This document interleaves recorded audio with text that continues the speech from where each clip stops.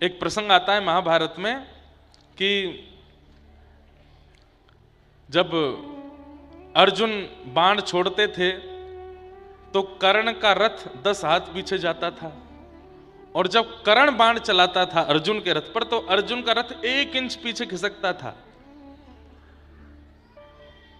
तो इस बात पर ठाकुर जी खूब जोर से ताली बजाते, वाह वाह भैया, कर्ण के बल को मान गया। तो अर्जुन फिर से बाण चढ़ा करके 10 हाथ पीछे और खिसकाता। ठाकुर जी कहते हाँ अच्छा है, लेकिन जब कर्ण चलाता फिर 1 इंच पीछे खिसकता तो ठाकुर जी ज्यादा बड़ाई करते। तो अर्जुन कहता मैं 10 हाथ पीछे खिसकाता हूं, आप कुछ नहीं बोलते, वो जरा सा खिसकाता है, आप इतनी बड़ाई करते हो। ठाकुर जी बोले समय आने पर उत्तर देंगे। जब महाभारत युद्ध विश्राम हुआ और जैसे ही अर्जुन उतरे, तो अर्जुन का नियम था कि अर्जुन जब रथ से उतरता था और युद्ध के बाद में, तो ठाकुर जी पहले उतरते थे और उतरने के बाद में अपने हाथ ऐसे रखते थे रथ के पास और अर्जुन से कहते इस पर पैर रख के उतर जाओ नीचे। तो अर्जुन को एक आध बार तो संकोच हुआ, लेकिन फिर उसको भी आदत सी हो गई, वो रोज ठाकुर जी के हाथ पे ऐसे पैर रख के फिर उतरता। लेकिन आज जब महाभारत युद्ध जीत गए पांडव और युद्ध विश्राम हुआ, अर्जुन बड़ा प्रसन्न। ठाकुर जी ने रथ रोका और रथ रोकते ही ठाकुर जी बोले अर्जुन उतरो। बोले आज वो नियम नहीं चलाओगे, आप उतर के हाथ आगे? बोले आज नहीं होगा, आज तुम खुद ही उतरो। अर्जुन जैसे ही उतरा, अर्जुन के उतरने के बाद ठाकुर जी के दूर जाके खड़े हो जाओ, दूर खड़े हो गए। जैसे ही ठाकुर जी उतरे विस्फोट हुआ और पूरा रथ जल करके नष्ट हो गया। अर्जुन बोला ये क्या हुआ, मैं तो इस रथ को सजाना चाहता था, मैं तो इस रथ को संभाल करके रखता, ये जल क्यों गया, ये विस्फोट कैसा हुआ? ठाकुर जी बोले इतने बड़े बड़े योद्धा कौरव पक्ष के, उन सबके केंद्र बिंदु में केवल तुम्हारा रथ होता था कि इसको तोड़ो, इसको नष्ट करो। अर्जुन यदि मर गया तो महाभारत युद्ध हम जीते ही जाएंगे, लेकिन इन 18 दिनों में एक बाण भी तुम्हारे रथ का बाल बांका नहीं कर पाया, तो इसमें कौन सी बड़ी बात है केशव? अर्जुन बोले। ठाकुर जी बोले बड़ी बात? भीष्म पितामह हरे भरे वृक्ष को यदि क्रोध में देख लेता है ना तो वृक्ष सूख जाता है, एक पत्ता नहीं दिखाई देता उसमें। और भीष्म पितामह किसी वृक्ष को यदि प्रेम भर के देख लेते हैं ना तो वो सूखा वृक्ष भी हो तो हरा भरा हो जाता है, इतना तप है उनके पास। इतने बड़े बड़े योद्धा क्रूर रूप से तुम्हारे रथ की ओर देख रहे थे, फिर भी तुम्हारा रथ नष्ट नहीं हुआ, क्योंकि मैं बैठा था, हनुमान जी बैठे थे ध्वजा पर। आज जब हम दोनों रथ से उतर गए तो उन सबके द्वारा देखी गई वह कुदृष्टि, वह क्रोध दृष्टि एक साथ आक्रमित हुई और तुम्हारा रथ नष्ट हो गया। रही बात तुम कहते हो कि कर्ण का रथ पीछे खिसकता था 10 हाथ, तुम्हारा 1 इंच। अरे तीनों लोगों का भार लेके मैं तुम्हारे रथ पर बैठा हूं, अनंत बलवंत श्री हनुमान जी महाराज ध्वजा पर बैठे हैं, उसके बाद भी कोई तुम्हारे रथ को 1 इंच पीछे खिसका देता है, बहुत बड़ी बात है। यदि मैं ना होता, यदि हनुमान जी ना होते और उस समय यदि कर्ण ने बाण चलाया होता ना, तुम 10 हाथ की बात करते हो, ब्रह्मांड भेदन करके तुम्हारा रथ कहां जाता तुम पता नहीं चलता तुम्हारा। इसलिए अभिमान मत करो। हमें भी यही लगता है, आप सब लोगों का स्नेह देख करके, इतनी संख्या में लोग आते हैं, युवा इतना प्रेम देते हैं, इतना सब लोग स्नेह देते हैं, ये सब देख करके एक सूक्ष्म अभिमान चारों तरफ घूमता रहता है। लेकिन तभी नेत्र बंद करके स्मृति होती है हमारे कृष्ण तुल्य पूज्य पिताजी महाराज की और हनुमान जी तुल्य हमारे पूज्य नाना जी की। ये दो हैं, इसलिए सब चल रहा है, इसलिए सब हो रहा है। हे अर्जुन, तू अभिमान मत करना। अरे लोगों की इतनी, अब बताने वाली बात नहीं पर बता देते हैं, तंत्र मंत्र ना जाने क्या क्या लोग करते हैं और कितना करते हैं, आप सोच नहीं सकते। ये कोई मंच से बताने वाली बात नहीं है, लेकिन हमारे परिकर के परिवार के लोग जानते हैं लोग क्या क्या नहीं करते। एक व्यक्ति ने, एक ज्योतिषी तो नहीं, ज्योतिषाचार्य तो सब मंगल में होते हैं, किसी ऐसे ही विद्या वाले को 15 लाख रुपए जाके दिए, बोले इनको महाराज जी को कुछ करवाओ। लेकिन ना कोई हम गंडा पहनते हैं, ना कोई हम ताबीज पहनते हैं, गले में भक्तमाल पहनते हैं, मुख पे हरि नाम रखते हैं, सब मंगल में चलता है, सब आनंद होता है। किसकी कृपा से? किसकी कृपा से? गुरु गोविंद की कृपा से, गुरुदेव की कृपा से। इतना सब कुछ लोग षड्यंत्र भी क्यों? प्रेम करने वाले अगर 10,000 हैं तो हो ही नहीं सकता कि अप्रेम करने वाले 100 ना हों। और यदि 10,000 प्रेम करने वाले हैं और कोई अप्रेम करने वाला नहीं है, तो शायद आप सपना देख रहे हो, वास्तविकता नहीं हो सकती। वास्तविकता में तो आपसे बैर करने वाले बहुत लोग होते हैं, आपका हित ना चाहने वाले अनेक लोग होते हैं। पर वही बात है, ये जीवन है, ये संसार है। जब तक ठाकुर जी सेवा करा रहे हैं, हमें खूब सेवा करनी चाहिए, आपको भाव से श्रवण करना चाहिए, अहम शून्य हो करके, अहम चित्त में नहीं आना चाहिए। हमने परसों की कथा में बताया, पूतना को क्यों नहीं देखा भगवान ने? क्योंकि वो जो है वैसी नहीं गई, बदल के गई। हम क्यों परिवर्तित कर लेते हैं अपने आप को? नहीं बदलना है। ठाकुर जी की सन्निधि में रहिए, सीताराम सीताराम सीताराम कहिए, जाही विधि राखे राम ताही विधि रहिए। जिस दिन अविश्वास हो गया अपने ठाकुर जी पर, जिस दिन अविश्वास हो गया अपनी वाणी पर, जिस दिन अविश्वास हो गया अपने गुरु पर, और जिस दिन अविश्वास हुआ इस व्यासपीठ पर, ये जितनी नकारात्मक ऊर्जाएं लोग प्रयोग करते हैं सब आ जाएंगी जीवन में। और जब तक विश्वास रहेगा, कोई इस बाल बांका नहीं कर सकता, आपका कोई स्पर्श नहीं कर सकता। भरोसा बहुत बड़ी चीज है। इसलिए विश्वास ठाकुर जी के नाम पर, गुरु कृपा पर भरोसा रखिए, अभिमान कभी मत कीजिए, अहम शून्य रहिए। आज कथा का विश्राम दिवस है। कल तो हमारे साथ खेला हो गया बड़ा तगड़ा। कल हम एक कार्यक्रम में सम्मिलित होने के लिए कानपुर के पास में गए थे। हमको लगा यहाँ से 2 घंटे का रास्ता है। कथा पूरी करके सीधे गाड़ी में बैठे, यहाँ से निकले। हमने कहा सुबह से कुछ पाते तो है नहीं, कथा के बाद ही पाते हैं। हमने हमारे जो रसोईया बाबा हैं उनसे कह दिया था कि भोजन प्रसाद रख देना। गाड़ी में बैठती नैमिषारण्य निकलती, हमने कही भाई लगाओ थाली, कुछ पा लें। क्या बना है आज? सब लोग बोले आज तो राजमा की बढ़िया वो बनी है, राजमा बना है, पनीर की सब्जी बनी है महाराज जी, चटनी बनी है बहुत जोरदार। इतना बताने के बाद पीछे से फिर कोई आवाज नहीं आई। मैंने कहा क्या हो गया? बोले केवल राजमा पनीर चटनी है, रोटी और चावल नहीं है। मैंने कहा भैया मैं रात से भूखा हूं, अब क्या करें? अद्भुत कल खेला हुआ हमारे साथ। राजमा चुगते हुए गए, पनीर उड़ाते हुए गए रास्ते में। कल परसों, कल ही शायद मैं कथा में कह रहा था कि सब्जी बनी हो रोटी नहीं बने तो पेट कैसे भरे? तो ठाकुर जी खेल गए, ले बेटा रोटी नहीं मिली। अब जहां पहुंचे थे, हमारे कानपुर के पास में शंकर जी के बड़े अच्छे साधक हैं, करौली सरकार, उनसे मिले। अब वहां जाके मैं कैसे बोलूं कि मुझे भूख लगी है? बैठे रहे थोड़ी देर, कुछ वो देवी आराधन कर रहे थे तो वहां बैठ के थोड़ी देर बैठे रहे। फिर उसके बाद वो सब भ्रमण कराने लगे। मन में तो आवे भोजनालय कहाँ है? बोले ये हमारा यज्ञशाला है, ये हमारी ये भजनशाला है, यहाँ बैठ करके सुंदर भक्तजनों से मिलते हैं। ये हमारे दादा गुरुदेव हैं, ये हमारी गुरु माँ हैं, सबका दर्शन किया। मन तो बहुत प्रसन्न हो रहा था, पर पेट प्रसन्न नहीं था। पेट को था भाई कुछ तो दो। फिर ऊपर बैठे तो ऊर्जा बिल्कुल हमारी इतनी खत्म हो चुकी थी कि महाराज जी बोल रहे थे और मैं आंख ऐसे बंद करके देख रहा था। तो वो समझ गए कि बोले भूखे हैं। तो मुझसे बोले कुछ जलपान करेंगे? वो अधिकतर तो कोई कहते जलपान करेंगे, तो हम कहते नहीं नहीं बस चल रहे हैं।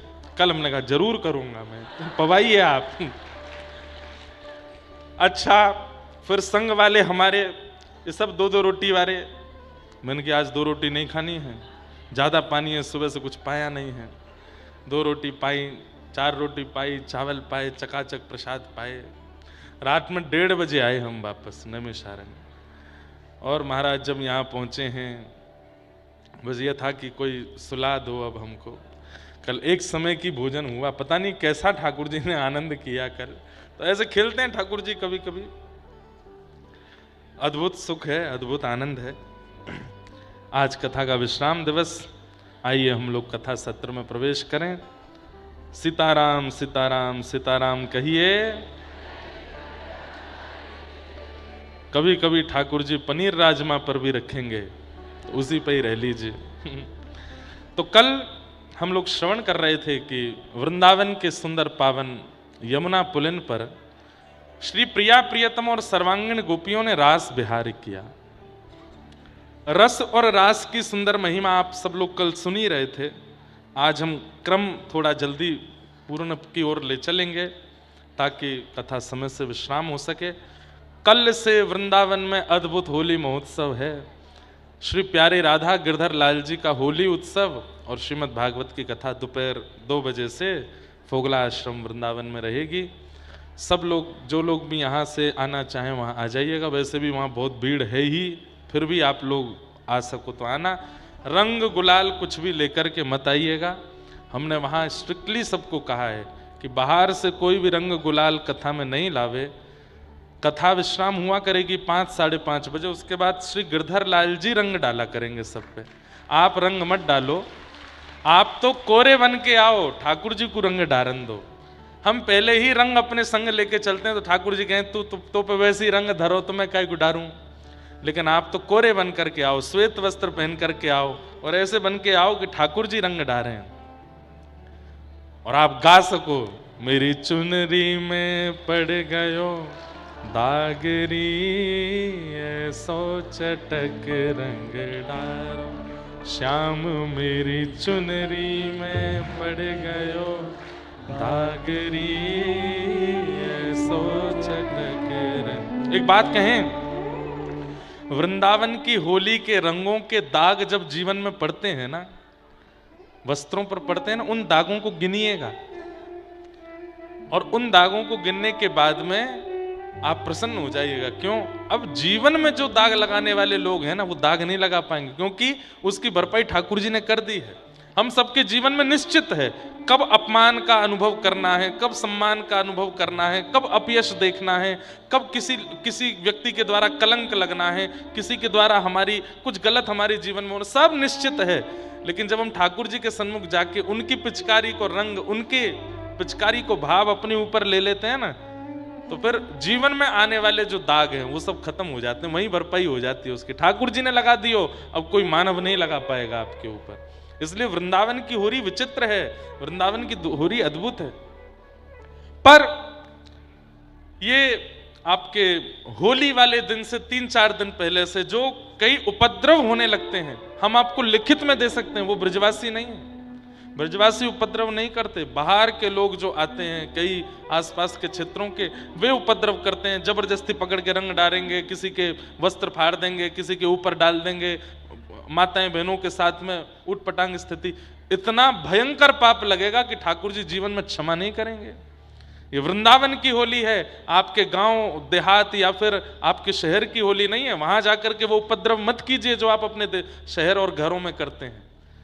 ये आपको नहीं कह रहे, हम उन सबको कह रहे हैं जो वृंदावन होली की पूरी योजना बना के जाते हैं और वहां जाके उपद्रव करते हैं, भांग खा करके, उल्टे सीधे व्यसन नशा करके, और फिर वृंदावन में एक दूसरे पर रंग डालते रहते हैं। अवसर है, अब तो FIR भी नहीं होगी, पुलिस भी कुछ नहीं कहेगी। बहुत पुलिस FIR नहीं लिखेगी, यमराज जी FIR लिखेंगे। और पुलिस की FIR में तो डंडा ही पड़ेगा, यमराज की FIR में तो खोलते भाई तेल में डाले जाएंगे। अरे वृंदावन जाके ऐसे ऐसे करते हो? वृंदावन में तो कोरे जाइए, कुछ मत लेके जाइए। और मंदिर में जो श्री बिहारी जी, राधा वल्लभ जी, राधा रमन जी, मदन मोहन जी, वो जो रंग डाले हैं उसको अपने ऊपर धारण कीजिए, उसको अपने ऊपर स्वीकार कीजिए। अपने गुरु घर जाइए, संतों के यहाँ, आश्रमों में या फिर कहीं कथा वक्ताओं के यहाँ हो रही हो, वहां जाइए, वहां जाकर के आनंद कीजिए। अरे वो संसारी विषय करने के लिए वृंदावन की होली नहीं है, व्रज की होली नहीं है। और एक बात बोलूं, व्रज में होरी ठाकुर जी को खेलने दो। आप तो केवल दर्शन करने जाओ, आप तो अनुभव करने जाओ, आप तो उसका अवलोकन करने जाओ। तो कल से वृंदावन में श्री गिरधर लाल जी की होली उत्सव प्रारंभ होगा। जो लोग आ सकें जरूर पधारिएगा। लड्डू होली, जलेबी होली, बर्फी होली, कौन कौन सी होली वहाँ होंगी, सब वहाँ भाई लोगों ने सब नियम बनाए हैं, सब व्यवस्थाएं करी हैं, और फिर एक दिन रंग होली होगी, ठाकुर जी की होली होगी, सबका सुख लेंगे। तो आइए अब आगे के विषय में चलें। रास विहार हुआ, तत्पश्चात युगल गीत का सुंदर वाचन सुनाया गया। कंस ने मंत्रियों से कहा कि भाई मेरा शत्रु कृष्ण बड़ा होता जा रहा है, कैसे मरेगा? तभी वहां नारद जी का आगमन हुआ है। नारद जी ने आकर के कहा, बोले कंस, अभी तक तुमने अपने लोगों को उसके गांव में भेजा मारने के लिए, सब मर गए, अब उसको अपने गांव में बुलाओ। अपने गांव में, अपने शहर में सब बलवान होते हैं, इसलिए अभी तक तुमने प्रयास किया, अब उनको तुम यहां बुलवाओ, मथुरा, अपने गढ़ में बुलवा करके उनका वध करो। बोले वो कैसे आएंगे यहां पर? तब नारद जी ने उसको युक्ति बताई, तुम्हारे पास शंकर जी का एक धनुष है, इस धनुष का सुंदर यज्ञ करो और इस यज्ञ का एक मेला करो, उस मेला में एक कार्यक्रम करो। कैसा कार्यक्रम? पुरस्कार वितरण का कार्यक्रम, और उसमें व्रजमंडल के विशिष्ट जनों को पुरस्कृत करो। किसानी में जिसने अच्छा कार्य किया उसको पुरस्कार दो, यमुना जी के नाव चालकों में से किसी एक विशिष्ट को पुरस्कार दो, दूध विक्रयकर्ताओं को पुरस्कार दो, व्यापारियों को पुरस्कार दो, और उन्हीं पुरस्कारों की श्रृंखला में दो नाम रखना, कृष्ण और बलराम। और इन दोनों को पुरस्कार क्यों देना है?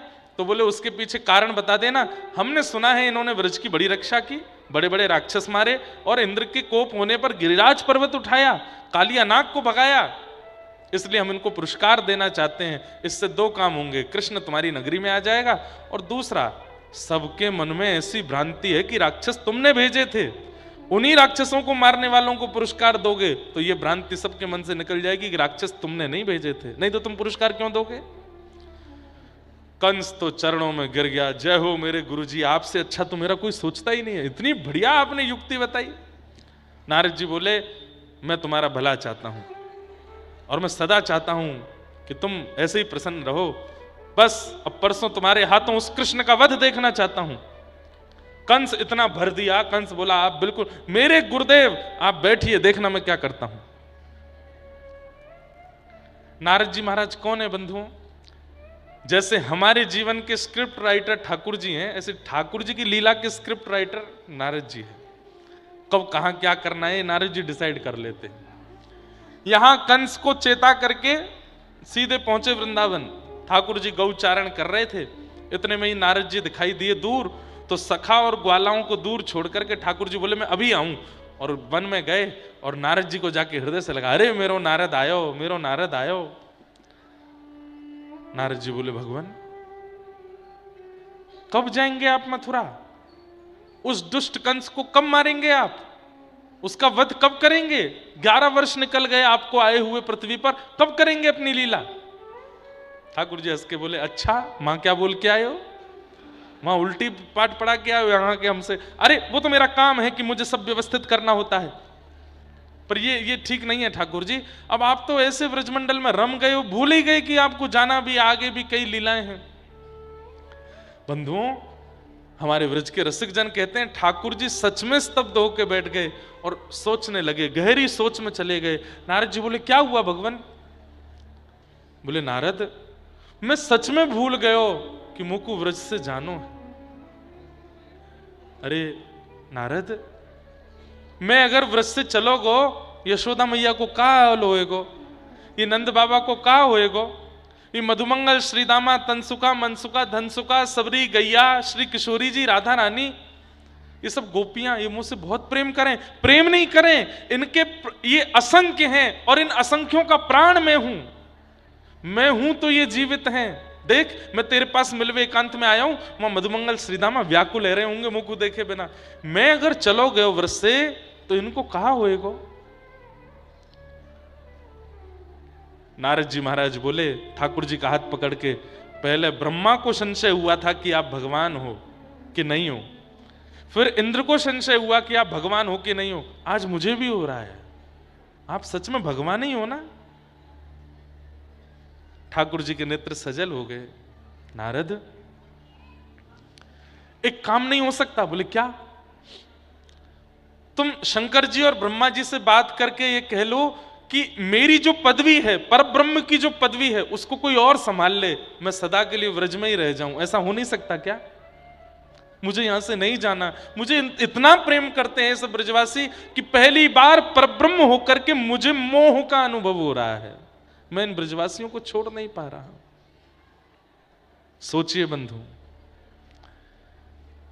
यहां 4 वेदों का अनुष्ठान चल रहा है, पुराणों का वाचन नैमिषारण्य में होता है, सब जगह केवल एक ही बात कही जाती है, सब लोग इधर देखिए, इधर देखिए, होने दीजिए जो हो रहा है, 1 आध घंटे की बात है बस, ध्यान से सुनो। और सब जगह क्या है? सब जगह एक ही बात कही जाती, चाहे वेद हो, पुराण हो, मानस जी हो, सब जगह एक ही बात है कि संसार से मोह मत करो। मीराबाई कहती हैं, यह संसार सकल जग झूठा, झूठा कुल रानाता। यह गाइए, सच्चाई है। सकल जग झूठा, झूठा कुल रानाता। हो यह संसार सकल जग झूठा, झूठा कुल रानाता। यह संसार सकल जग झूठा, झूठा कुल रानाता। तो फिर कौन है हमारा?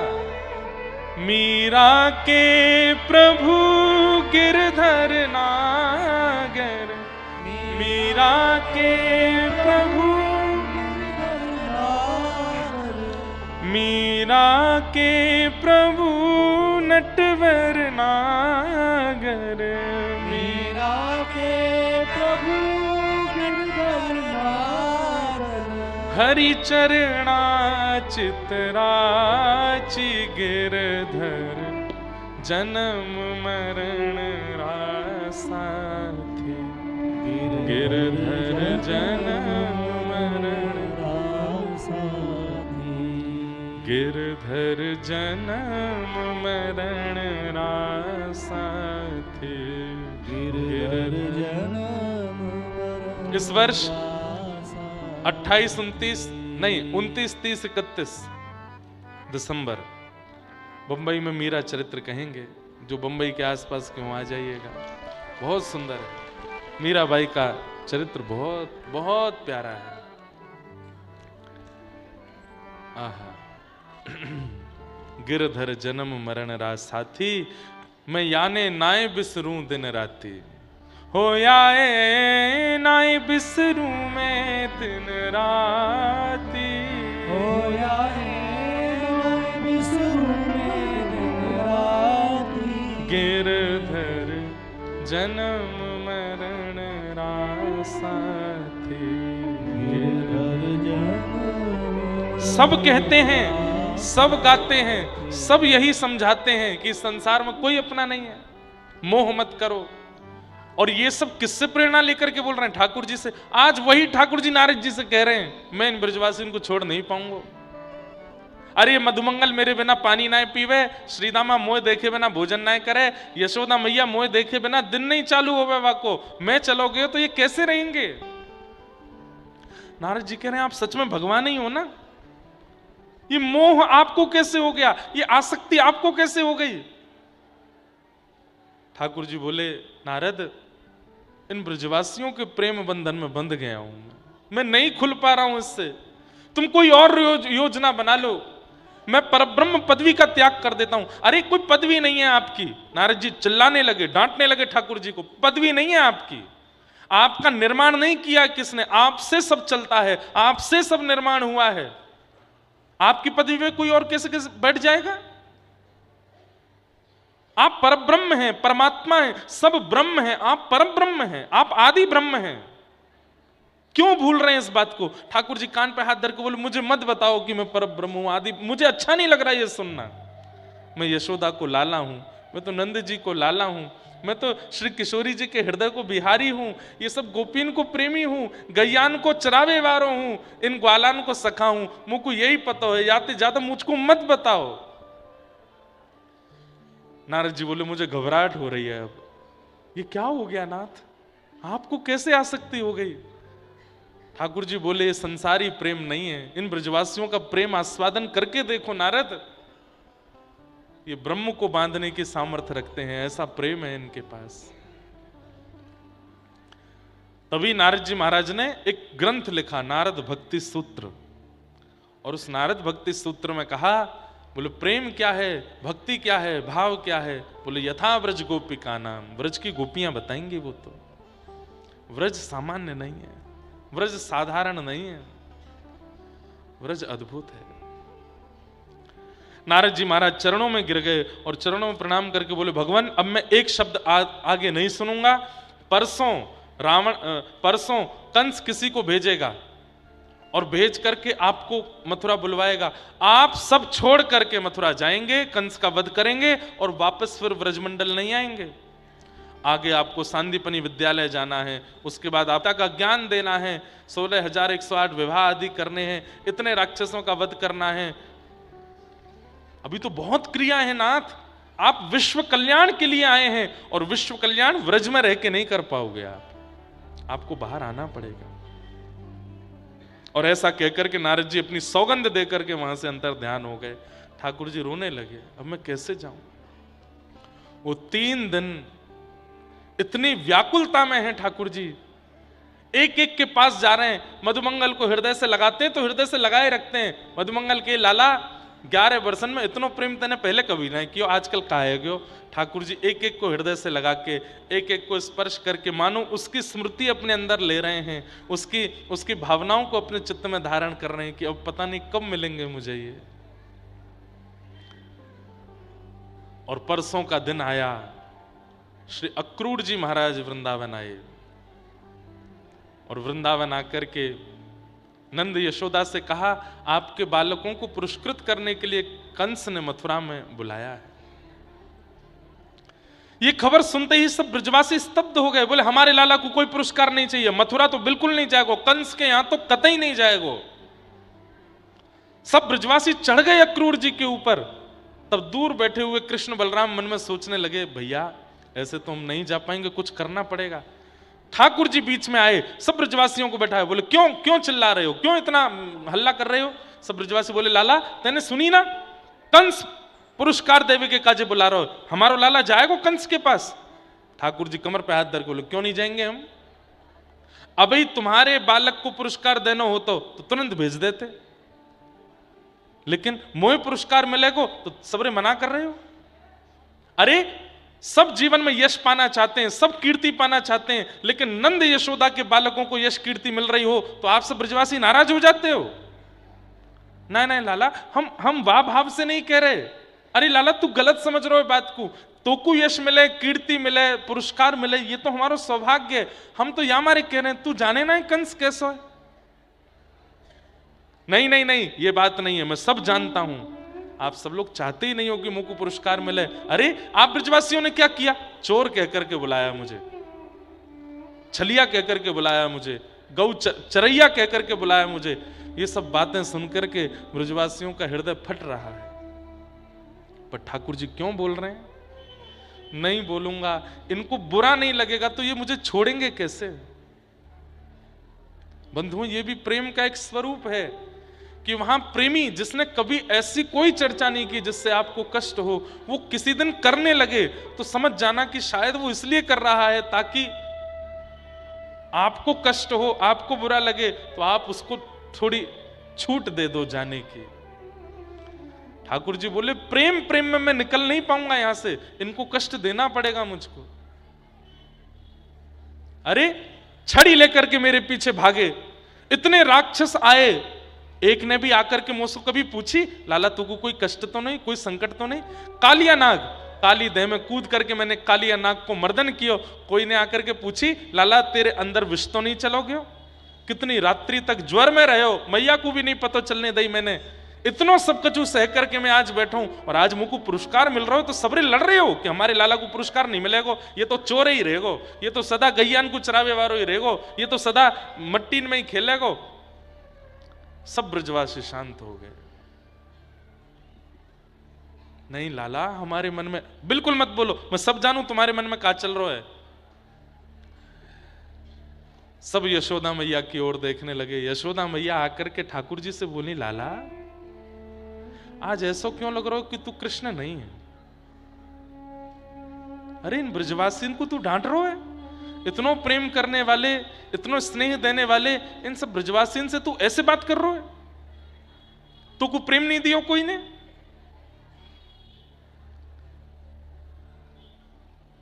ठीक है, मैं राजी हूं, मेरो लाला जाएगो मथुरा जाके पुरस्कार लेगो और आप सब लोग भी राजी रहो। देखो भैया, लाला आप छोटो नहीं बड़ो हीरो है, वाकई भी इच्छा है। अब मैया जब राजी हो रही है तो ठाकुर जी रो रहे हैं, क्योंकि वो चाहते तो थे नहीं ना कि ये राजी हों, पर राजी हो गई मैया। यशोदा मैया मुखमंडल पर प्रसन्नता है, ठाकुर जी के वस्त्र लगा रही हैं। लाला सुबह स्नान करके जेवारे वस्त्र पहन लियो और मां मथुरा में कोई तो सारे मत बोल दियो, नहीं तो बहुत पिटेगो। मथुरा बड़ी नगरी है, वो गोकुल ना है, वृंदावन ना है लाला, और मां भूख लगेगो, का खाएगो? मैया मैं कर लूंगो व्यवस्था। नहीं, दाऊ तेरे संग जाएगो और तू कहेगो एक आध सखा तेरे संग जाएंगे और मैं ध्यान रखियो। और लाला सुन, रात में तू मेरे बिना तो सोवे ना है, नींद कैसे आवेगी? रात भर मेरो पेट पकड़ के सोवे। नंद बाबा जबरदस्ती कभी ले जा मैं अपने पास तो रात में रोने लगे, बोले बाबा तुम्हारो पेट बढ़िया ना लगे, मैं तो मैया के पास जाऊंगा। लाला कैसे सोएगो? ठाकुर जी बोले मैया मैं ना जा रहा हूं। बोले नहीं नहीं नहीं लाला तू जा। सुन मैं एक बात, दाऊ इतकुआ। दाऊ दादा आए, मैया ने अपनी चुनरी दी दाऊ दादा को, बोले रात में या को ओढ़ के सोयो करियो, सो लाला को यूं लगेगी कि मैया मेरे पास है, सो तू लिपट के सो जाएगा। दाऊ दादा बोले मैया तू इतनी व्यवस्था क्यों दे रही? परसों आ जाएंगे हम, एक रात की बात है मैया। यशोदा मैया बोली तेरे काजे एक रात है, हमसे पूछ लाला। हमको तो ऐसा लग रहा है कि एक रात कितनी बड़ी होगी, कितनी बड़ी होगी। हमारो लाला प्राण धन हमारो कन्हैया जा रहा है। पर तू चिंता मत कर, तू पुरस्कार लेके आ। तेने आज सबके सामने यूं कही तो को पुरस्कार चाहिए, तू लेके आ पुरस्कार। ठाकुर जी मैया से लिपट के, मैया बार बार मत बोले वह बात को, मैंने ऐसे ही कह दी। बोले नहीं लाला अब तू पुरस्कार लेके आ, परसों आ जाइयो। हाँ मैया मैं परसों आ जाऊंगा। रात में ठाकुर जी आलिंगन करके यशोदा मैया के सो रहे हैं। हृदय पर अपना शीश रखा है ठाकुर जी ने और गहरी सांस ले रहे हैं। क्यों? यशोदा मैया की तन की सुगंधी को अपने अंदर धारण कर रहे हैं कि अब ये सुगंधी कब आवेगी मुंह को, अब ये सुख कब मिलेगा मुंह को। प्रातःकाल सूर्य उदय हुआ, ठाकुर जी स्नान करके तैयार हुए। आज व्रजमंडल में वैसी चहल पहल नहीं है, आज व्रजमंडल में वैसा आनंद नहीं है। सब मानो जैसे किस विरह में है, जानते हुए भी कि परसों लाला आ जाएगा, फिर भी इतने विरह में है। ठाकुर जी भी जो नित्य चंचल रहते हैं, नित्य उछल कूद ऊधम करते रहते हैं, आज वो भी शांत हैं। नंद भवन का द्वार जैसे ही खुला, क्या देखते हैं? जहां तक दृष्टि जा रही है सब ब्रजवासी खड़े हैं और एक आवाज भी नहीं आ रही है, केवल अपलक नेत्रों से ठाकुर जी को देख रहे हैं। श्याम सुंदर देहली पे खड़े भये और सब ब्रजवासी से बोले मैं आ जाऊंगा परसों, तुम सब अपनो ध्यान रखियो। सब ब्रजवासी स्तब्ध। केवल ब्रजवासियों की ऐसी स्थिति नहीं है। अरे भोर होते ही पक्षी चहकने लगते हैं, आज कोई पक्षी नहीं चहका है। सुबह भोर होते ही गैया सानी करके अपना भूसा पाती है, आज किसी गाय ने चारा नहीं चरा। सुबह होते ही सब बछड़ा बछिया अपनी मैया का दूध पीते हैं, आज कोई बछड़ा बछिया दूध नहीं पी रही है। सब कतार में खड़े हैं और श्याम सुंदर की ओर नेत्रों से अश्रु प्रवाह करते हुए देख रहे हैं। और बंधुओं, बार बार इस बात को कहूंगा, इन ब्रजवासियों का और इन सबका जो विरह है वो किस बात को सोच करके कि एक रात हम कैसे रहेंगे, केवल इसलिए इतने व्याकुल हैं। इनको पता नहीं है कि कन्हैया आने वाले ही नहीं है। केवल एक रात्रि का विचार करके इतने विरह में हैं ब्रजवासी।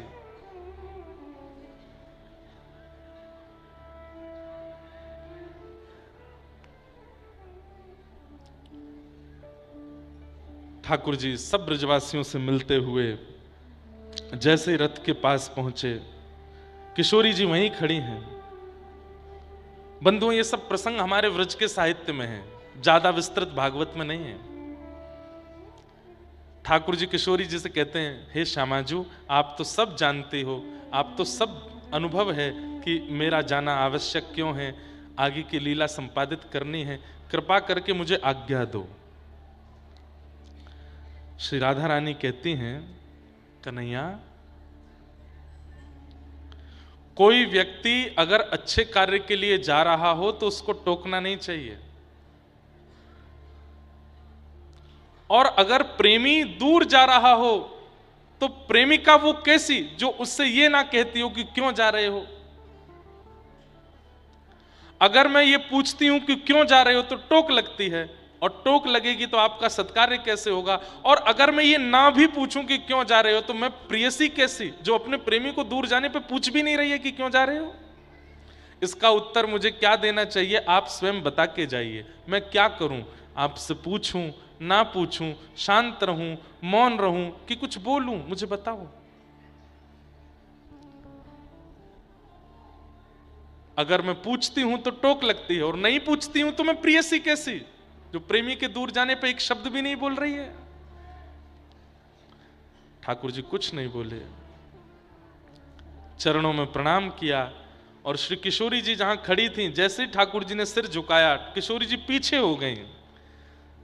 ठाकुर जी घबरा गए, और किशोरी जी की बस वो चरण रज को लेकर के ठाकुर जी ने अपने पास रख लिया, माथे पे लगाया।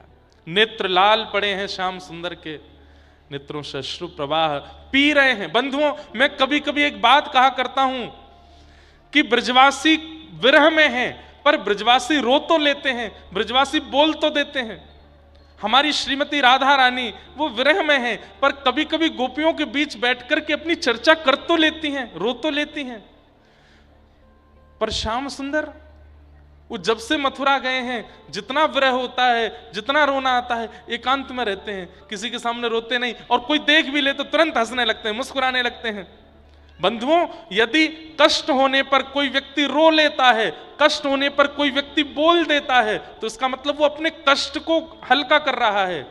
लेकिन कोई व्यक्ति रो नहीं रहा, बोल नहीं रहा, इसका मतलब वो कष्ट परिपूर्ण उसके चित्त में है, वो किसी को नहीं साझा कर रहा है।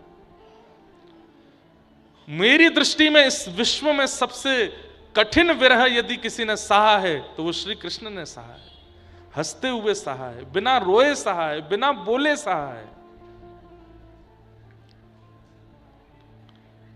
ठाकुर जी रथ में आरूढ़ हो गए, सब ब्रजवासी अपलक नेत्रों से ठाकुर जी की ओर देख रहे हैं। तभी अक्रूर जी महाराज ने जाकर के यशोदा मैया से चर्चा की, और मैया से जाकर के कहा, मैया आपसे एक भागवत जी में वर्णन आता है, गोपियां और यशोदा मैया कह रहे हैं, अरे इसका नाम अक्रूर किसने रखा, इससे बड़ा क्रूर कोई नहीं है जो हमारे प्राणों को हमसे दूर लेकर के जा रहा है। तभी यशोदा मैया को थोड़ी चेतना आई, रक्त संचार चलने लगा, श्वास चलने लगी, तो अपने भवन से निकल करके दौड़ी और रथ के पीछे दौड़ती हुई कह रही हैं, अरे लाला रुक, अरे कन्हैया रुक, नेक मुंह से बात करके जा। मैया की आवाज सुनते ही ठाकुर जी चलते रथ से कूद पड़े, यशोदा मैया को अंक में भर लिया। यशोदा मैया ने कान में जाकर के सीधे पहले एक बात कही, लाला तू देवकी को लाला है, तू मेरो लाला नहीं। ये बात सुनते ही ठाकुर जी की जो स्थिति हुई, उस स्थिति से यशोदा मैया को प्रमाण मिल गया कि अक्रूर ने गलत नहीं कहा है, सत्य है। एक मां के लिए कितनी वेदना की बात है, इतनी बड़ी अवस्था होने पर मां को पता चले कि बालक उसके नहीं, और वो भी कृष्ण जैसा बालक। ठाकुर जी के एक एक रों का स्पर्श करते हुए, सर्वांगीण अंग को छूते हुए यशोदा मैया ने जैसे ही चरण छुए, ठाकुर जी लेट गए। मैया ये मत करे, ये कहा कर रही है? बोले लाला मैं तो उससे प्रार्थना कर रही हूं, दो बात मेरी माने को। अरे मैया अक्रूर झूठ बोल लो, तू बाकी बात मत मान। बोले मैं जान गई हूं सत्य क्या है, बस मुंह को दो बात बता के जा, मैं किसी को नहीं पता चलने दूंगी, पर दो बातन को मुंह को वचन दे के जा। बोले क्या? पहली बात, आज के बाद कभी देवकी सो यो मत कहियो कि यशोदा ने मुंह को मारो, मुंह को बांधो, मेरे संग ऐसी ऐसी करी, मेरे पीछे छड़ी लेकर के भागी, मुंह को डांटो करती, मुंह को उखल से भरी धूप में बांध दियो, मेरी शिकायत मत करियो देवकी सो, नहीं तो जीवन भर देवकी मुंह को कोसती रहेगी। मैंने अपनो बालक सुरक्षा के काज भेजो और यशोदा ने अधिकार समझ करके ये सब कियो। लाला मैंने यहाँ मारी क्यों? क्योंकि मुंह को पतो ही नहीं कि तू देवकी को लाला है। और दूसरी बात, तू भले ही देवकी को लाला है, पर मेरे लिए तो जीवन पर्यंत तू ही मेरो लाला है, और कोई तेरो स्थान नहीं ले पाएगो लाला। अब ये यशोदा नंद भवन से बाहर कभी नहीं जाएगी, क्योंकि मेरे लाला ने ऐसी लीला नंद भवन में करी है, उन्हीं को चिंतन करके मैं वहीं जीवन व्यतीत करूंगी पूरा। और मैं कभी तेरे सामने रोऊंगी नहीं या मथुरा आकर के ज्यादा गिड़गिड़ाऊंगी नहीं, वासे देवकी को तो को कहीं कष्ट नहीं हो। लेकिन लाला मेरी एक बात मान के जा, तो सो प्रार्थना कर रही हूं, पूरा जीवन निकालूंगी मैं, लेकिन जब तो को खबर पहुंचे कि यशोदा के प्राण जाने वाले हैं, बस वह समय मेरे पास आ जाइए। लाला तो को देखते देखते, अपने अपने अपने कान कुंवर को देखते देखते, अपने लाला को निहारते निहारते, और तेरी इच्छा होगी तेरी गोद में सर रख लूंगी और तेरो ये सुंदर सा मुखमंडल देखते हुए अपने प्राण त्याग दूंगी। लाला यही मेरी इच्छा है और मेरी कोई इच्छा नहीं। तू जीवन भर मेरी सुध मत लीजियो, पर अंतिम समय मेरी नेक सुध ले लियो लाला। और ऐसा कहते कहते यशोदा मैया मूर्छित हो गए।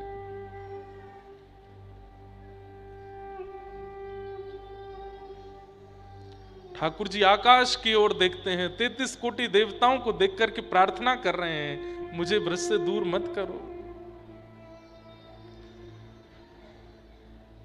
सब गोपी ग्वाल दौड़े आए, ठाकुर जी ने कही मैया को संभालो और तुम सब भी अपना ध्यान रखो, मैं आ जाऊंगा।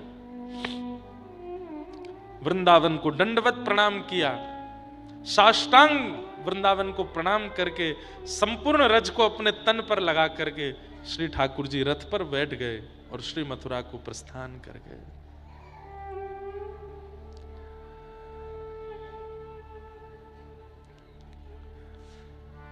हमारे श्री परमानंद दास जी एक पद गाते हैं, व्रज के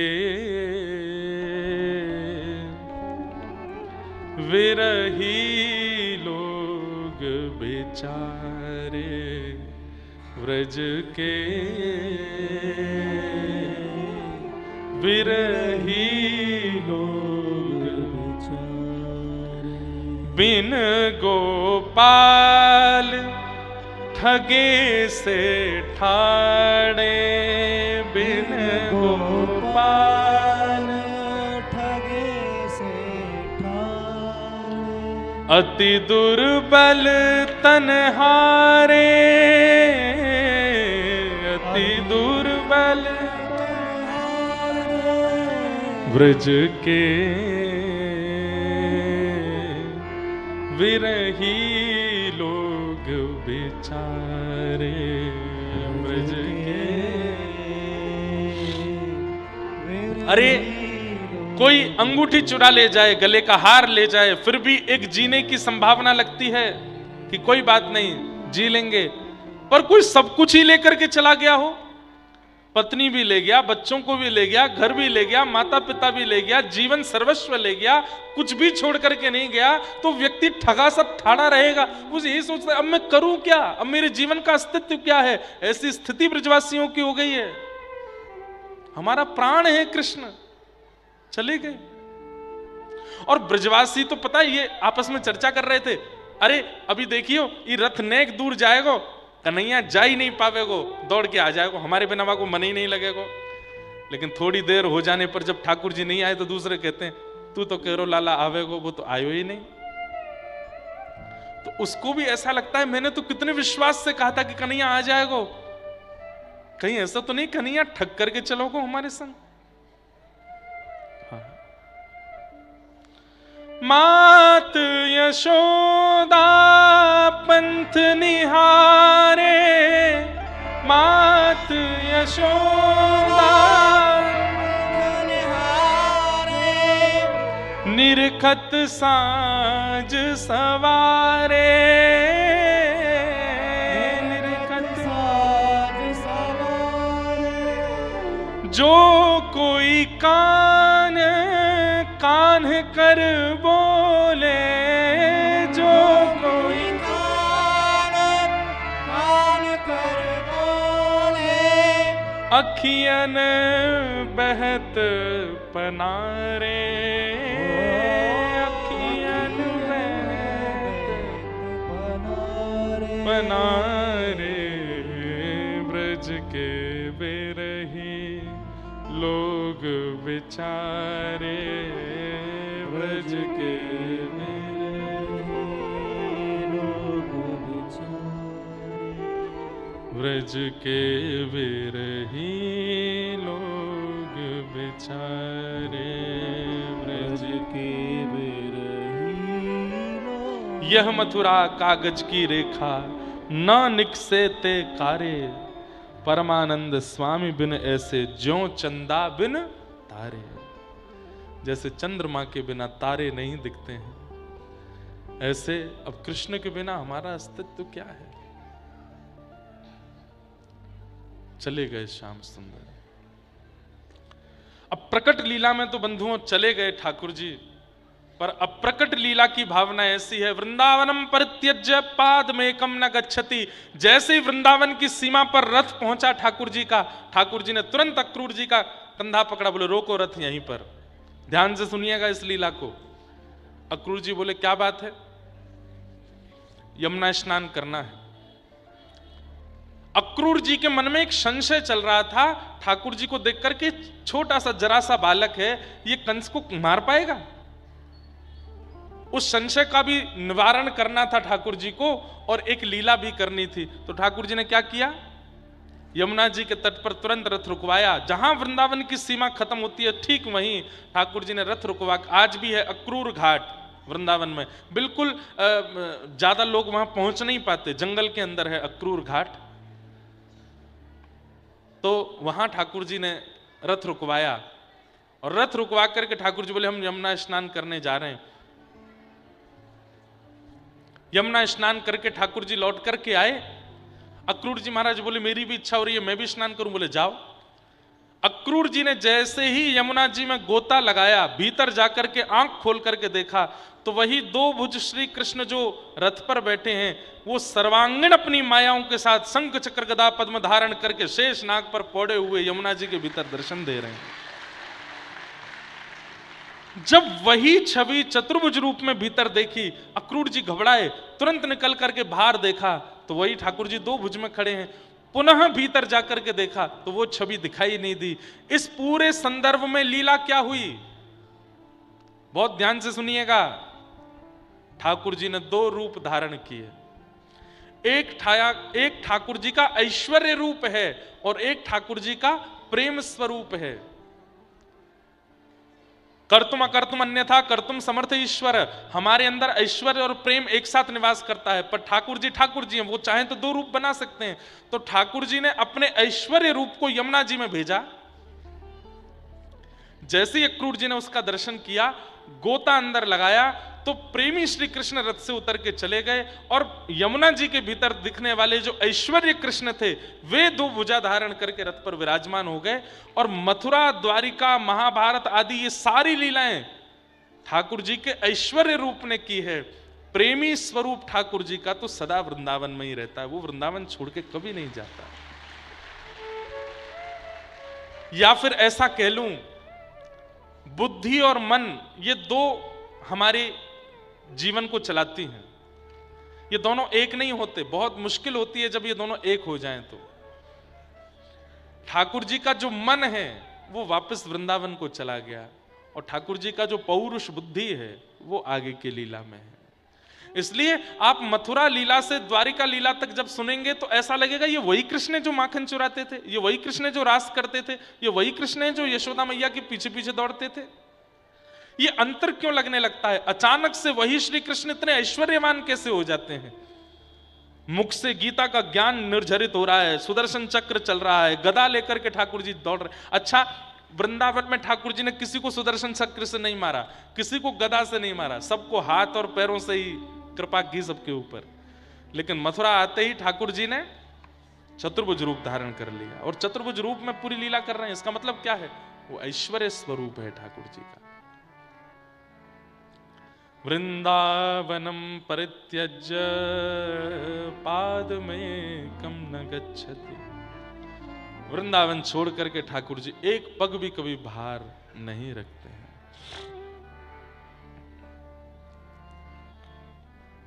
ठाकुर जी मथुरा गए,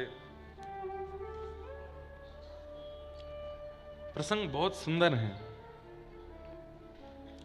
परंतु विरह का प्रसंग हमारे व्रज वाले ज्यादा कह नहीं पाते। हम तो कह भी लेते हैं पर व्रज वाले मना करते हैं, बोले ठाकुर जी वृंदावन से बाहर गए, ये बात ज्यादा कहनी नहीं मंच से। ठाकुर जी मथुरा गए, मथुरा जाकर के कुबल्या पीड़ हाथी का उद्धार किया, दर्जी का उद्धार किया, कुब्जा का उद्धार किया, मल्लों के साथ युद्ध करते हुए आसन पर विराजमान कंस को उठा करके पृथ्वी पर पटक दिया, कंस का वध कर दिया। बोलो कंस मर्दन भगवान की। कारागृह में जाकर के मैया देवकी को मुक्त किया।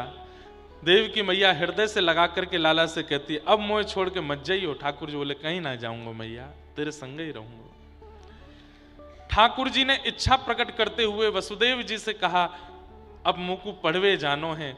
और श्री वसुदेव जी ने कुछ दिनों बाद ठाकुर जी को सांदीपनी उपाध्याय जी के यहाँ पर पढ़ने के लिए भेजा, और अवंतिकापुरी यानी कि उज्जैन में आकर के ठाकुर जी ने सांदीपनी उपाध्याय जी से अध्ययन किया।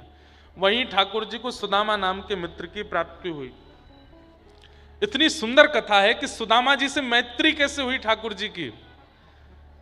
सुदामा जी ने देखा ये लाला कन्हैया कोने में बैठो रहे, कछु बोले नहीं, चाले नहीं, पूरे दिन खिड़की से बाहर देखते रहे। इतने ठाकुर जी व्याकुल चित्त में रहते थे, केवल अपना पढ़ाई करना, भोजन करना और कोने में बैठे बैठे व्रज को याद करना। तब सुदामा जी के चित्त में आई, और सुदामा जी ने जाके धीरे धीरे ठाकुर जी को खोलना शुरू किया। लाला तू काय को इतने विरह में रहे, कहा बात है? तब ठाकुर जी ने सब बात बताई। मैंने यशोदा मैया के संग ठीक नहीं कियो, उनको छोड़ के आएगो, मैं ब्रजवासी इनको छोड़ के आएगो, मैं मधुमंगल श्रीदामा सबको छोड़ के आए गयो। तो सुदामा जी को लगा कि ये इतने रो रहे हैं, इनको सुख कैसे दूं। तो सुदामा जी एक एक व्यक्ति के बारे में पूछते, अच्छा मधुमंगल कैसो है? तब ठाकुर जी कहें ऐसी टेढ़ी सी चाल चले, ऐसी धोती पहने, ऐसी बगलबंदी पहने, ऐसे सिर पर पटका बांधे और ऐसे बोल बोले, वाको स्वर ऐसो है। तो श्री सुदामा जी मधुमंगल की जैसी धोती, बगलबंदी, पाग पहन के और उसके स्वर में बोलते हुए कन्हैया के पास, कन्हैया। ठाकुर जी कान खड़े हो जाते हैं, मधुमंगल, अरे मेरो मधुमंगल आयो। बाहर आकर के देखते हैं तो श्री सुदामा जी मधुमंगल बने हैं। ठाकुर जी से कहें आज मुझको सुदामा मत माने, आज मुझको मधुमंगल मान के मेरे संग लीला कर। तो ठाकुर जी को इतना सुख मिलता, ब्रज के वियोग में व्रज का अनुभव सुदामा जी ने कराया, इसलिए ठाकुर जी ने उनको अपने हृदय का सबसे प्रिय सखा बनाया।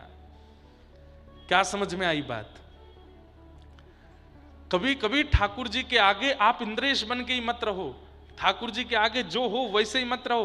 ठाकुर जी के जो सखा हैं, कभी कभी उन सखाओं का भाव अपने चित्त में, कभी किसी गोपी का भाव अपने चित्त में, कभी ठाकुर जी के प्रियजनों का भाव, सूरदास जी का भाव, कुंभनदास जी का भाव, ऐसे भाव लेकर के ठाकुर जी के सामने बैठो, ताकि ठाकुर जी को उनकी स्मृति होती हो तो वो आपके अभिनय से पूर्ण हो जाए। अरे सच्ची घटना है, गुजरात में एक मंच पर अभिनय करने वाला नरसिंह मेहता का अभिनय कर रहा था। नरसिंह मेहता जैसे कपड़े, नरसिंह मेहता जैसा एक तारा, करताल हाथ में लेके, तिलक स्वरूप लगा करके मंच पर आता था, और जैसे नरसिंह मेहता गाते थे ठाकुर जी के विरह में, ऐसे ही वो गाने लगा। वो तो अभिनय कर रहा था, पैसे ले रहा है नरसिंह मेहता का रोल करने के लिए, लेकिन इतने भाव से पुकारा ठाकुर जी को, इतने भाव से पुकारा। आज अपना अभिनय पूर्ण करके अपने पैसे लेकर के जल्दी में था, पत्नी ने कहा था जल्दी आ जाना, तो वस्त्र उतारना भूल गया, उन्हीं वस्त्रों में घर जा रहा था। तभी वो क्या देखता है, छम छम छम छम छम पीछे से आवाज आ रही है, चंदन की सुगंधी आ रही है, दिव्य तेज आ रहा है। उसने कहा कहीं भूत प्रेत तो मेरे पीछे नहीं पड़ गए। उसने जैसे थोड़ी दूर जाकर के दौड़ लगाई तो पीछे से छम छम छम भी जोर जोर से होने लगी। बड़ी मुश्किल से जाकर के एक वृक्ष के पीछे छुप गया और वहां की आड़ से जैसे ही देखा तो क्या पाया, शंख चक्र गदा पद्मधारी ठाकुर जी उसके पीछे पीछे चल रहे हैं। और जैसे ही वो छुप गया, ठाकुर जी ढूंढ रहे हैं, अरे नरसी, अरे मेरे नरसी, तू कहां चलोगे हो मेरे नरसी। वो व्यक्ति सामने आ गया, बोले मैं नरसिंह मेहता नहीं हूं। ठाकुर जी दौड़ करके गए, हृदय से, अरे तू तो नरसी है, तू झूठ काहे को बोला नरसी नहीं, तू मेरा नरसिंह मेहता है। भगवान मैं नरसिंह मेहता नहीं हूं, मैं अमुक नाम का व्यक्ति उस गांव में रहता हूं, मैं तो केवल अभिनय करता हूं, मंच पर जाकर के मेरा अभिनय करने का मेरा काम है, आज नरसिंह मेहता बना था। इतना बताते ठाकुर जी अंतर ध्यान हो गए वहां से। वो इतना संकोच और इतनी चिंता और इतने विरह में चला गया। मैंने एक दिन अभिनय किया नरसिंह मेहता का, उनके जैसा तिलक स्वरूप और आवरण बना करके घर की ओर जा रहा था तो ठाकुर जी प्रकट हो गए। यदि जीवन ही नरसिंह मेहता जैसा बना लूंगा तो ठाकुर जी मेरे जीवन में आ जाएंगे। उसके बाद बहुत प्रयास किए उसने, लेकिन ठाकुर जी नहीं आए। लेकिन इससे एक बात सिद्ध हो गई कि कई बार जब भक्त भेष, भक्त भाव, भक्त बुद्धि जब हम लोग धारण कर लेते हैं तो ठाकुर जी को भी हम कौन है ये नहीं याद रहता। उनको लगता है ये मेरा भक्त ही है, ये सूरदास ही है, ये कुंभनदास ही है। और ठाकुर जी क्या पता हमारी योग्यताओं से तो हमारे पास नहीं आएंगे, पर उनके भाव से अगर हम कभी बुलावें तो क्या पता श्याम सुंदर आ जाए। इसीलिए मीराबाई के पद गाते हैं, इसीलिए सूरदास के पद गाते हैं, इसीलिए सब भक्तों के पद गाते हैं।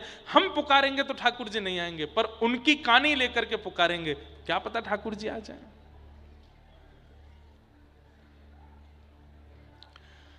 तो श्री सुदामा जी इतने प्रिय मित्र क्यों हैं ठाकुर जी के? क्योंकि सब सखाओं का अभिनय करके ठाकुर जी को सुख देते हैं। और एक दिन तो हद ही हो गई, बोले क्या, सुदामा जी मौका पाके गुरु मां की साड़ी चुरा लाए और यशोदा मैया बन के आ गए। ठाकुर जी तो इतने रोए उस दिन मैया से गले लग के, अरे मेरी मैया आ गई, मेरी मैया। इसलिए जितने दिन ठाकुर जी विद्यालय में रहे, सुदामा जी को एक क्षण के लिए भी ठाकुर जी ने छोड़ा नहीं। यहां पर यह बात नहीं कही जाएगी कि सुदामा जी ने ठाकुर जी को नहीं छोड़ा, यहां यह कहा जाएगा ठाकुर जी 24 घंटा हाथ पकड़ के रखते सुदामा जी का, तुम होते दूर नहीं जाओ, मेरे पास रहे। इतना प्रेम ठाकुर जी सुदामा जी से करते हैं। कुछ वर्ष बाद ठाकुर जी लौट करके मथुरा आए। ठाकुर जी को राजकुमार कहकर के सब मथुरावासी पुकारने लगे। भगवान को फिर भी व्रज की याद आई तो श्री उद्धव जी को व्रज भेजा। उद्धव जी व्रजमंडल जाकर के सब दर्शन करके आए। 6 महीना बाद लौटे, बोल के गए थे शाम तक आ जाऊंगा, 6 महीना बाद लौट करके आए। ठाकुर जी ने संपूर्ण व्रज का अपने पास दर्शन। ये बंधुओं, ये जो पूरा सत्र आपने सुना ना, व्रज से गमन तक, उद्धव जी के व्रज गमन तक, ये पूरा सत्र इतना सुंदर है, इसको 7 दिन में कहा जाए तो आनंद आवे।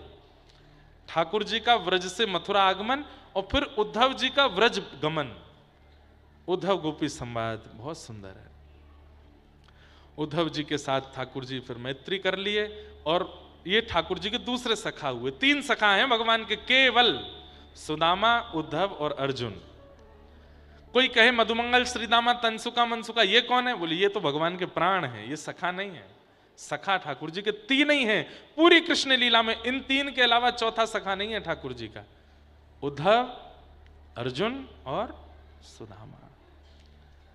ठाकुर जी ने जरासंध के साथ 17 बार युद्ध किया, 18वीं बार भगवान रण छोड़ करके द्वारिका पहुंचे हैं। बोलो रण छोड़ राय भगवान की। द्वारिका जाकर के ठाकुर जी ने नवीन नगरी विश्वकर्मा से निर्माण कराई। वहां रेवत राजा की कन्या के साथ, रेवत राजा की पौत्री के साथ में श्री बलराम जी का विवाह हुआ। बोलो रेवती रमण भगवान की। और फिर कौंडन्यपुर के राजा भीष्मक की पुत्री रुक्मणी जी के साथ में भगवान का विवाह हुआ। बोलो रुक्मणी रमण भगवान की। इस प्रकार ठाकुर जी का विवाह संपन्न हुआ। आगे बंधुओं अनेक ठाकुर जी के विवाह हुए। 8 प्रमुख विवाह हैं। अष्ट प्रमुख विवाह के बाद ठाकुर जी का सुंदर भौमासुर के साथ में युद्ध हुआ और वहां से 16,100 राजकुमारियां जो बंदी थीं उनको मुक्त करा करके ठाकुर जी ने उनके साथ भी विवाह किया। ऐसी द्वारिकाधीश की मधुर लीला है, मधुर आनंद ठाकुर जी कर रहे हैं द्वारिका जाकर के। भगवान के अष्ट प्रमुख विवाह जो हुए वो कौन हैं? पृथ्वी, अग्नि, जल, वायु, आकाश। ये पंच तत्व बाहर के और 4 तत्व हमारे भीतर हैं, मन, बुद्धि, चित्त और अहंकार। उसमें से चित्त तत्व जो है वो भगवान स्वयं ही हैं, इसलिए उनको हटा दिया जाए तो भीतर के 3 तत्व, बाहर के 5 तत्व। हमारे बाहर 5 तत्व हैं, भीतर 3 तत्व हैं। इन्हीं 8 से ठाकुर जी का विवाह हुआ। पृथ्वी, जल, अग्नि, वायु, आकाश, मन, बुद्धि और अहंकार। ये भगवान की अष्ट पटरानियां हैं। अब इसमें थल स्वरूप यानी कि पृथ्वी का स्वरूप किसका है? श्री सत्यभामा जी का। इसलिए कथा आती है कि भौमासुर का वध करने के लिए जब भगवान जा रहे थे तो सत्यभामा को संग लेके गए। क्यों? वो भूमि का ही बेटा है। और जब इसका जन्म हुआ था तब ज्योतिषियों ने भूमि देवी से कहा था कि इसको भगवान मारेंगे। तो भूमि देवी ने जाके ठाकुर जी से कहा मेरे पुत्र को कभी मत मारना। भगवान बोले जब तक तुम नहीं कहोगे नहीं मारेंगे। वही भूमि जब सत्यभामा बनकर के भगवान की पत्नी बनकर के आई तब ठाकुर जी युद्ध करने के लिए भौमासुर के पास गए। बहुत देर तक भौमासुर को नहीं मारा तो रथ में बैठी बैठी सत्यभामा बोल पड़ी, ठाकुर जी आप इस दुष्ट को मार क्यों नहीं देते? भगवान बोले यही प्रतीक्षा कर रहे थे कि आप बोलो। और तुरंत भगवान ने भौमासुर का वध किया। तो भूमि तत्व कौन है? सत्यभामा। जल तत्व कौन है? कालिंदी श्री यमुना। यमुना जी जल तत्व है। हे मारा घट मां विराजता श्रीनाथ जी यमुना जी महाप्रभु जी। श्री यमुना जी वही कालिंदी के रूप में पधारी हैं। ओ मीठे रस से भरोड़ी महारानी लागे, महारानी लागे, मने प्यारो प्यारो यमुना जी रो पानी लागे। मीठे से भरोड़ी महारानी लागे, महारानी लागे, मन प्यारो प्यारो यमुना जी रो पानी लागे। हे मीठे रस से भरोड़ी महारानी लागे, महारानी लागे, मुहे प्यारो प्यारो यमुना जी रो पानी लागे। आओ भाव से महारानी लागे, महारानी लागे, हरे प्यारो प्यारो यमुना जी रो पानी। श्याम सुंदर श्री यमुने महारानी की।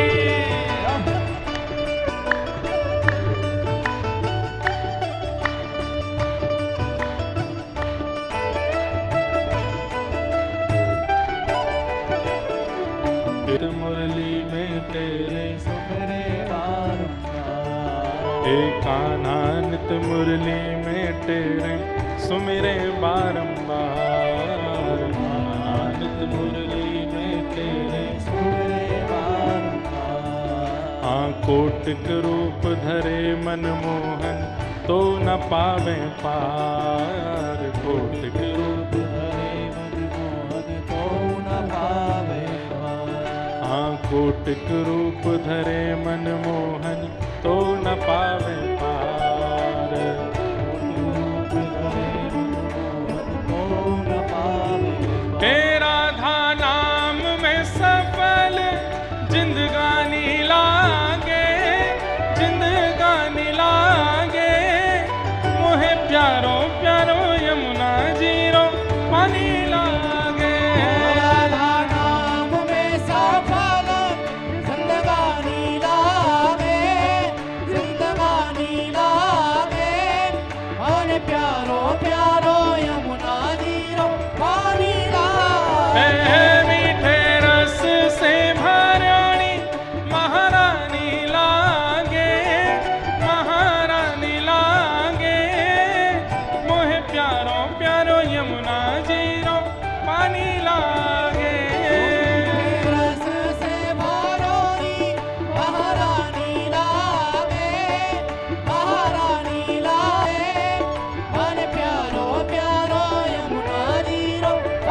बोल वृषभानु दुलारी की। भुजा उठा के करताल बजाओ।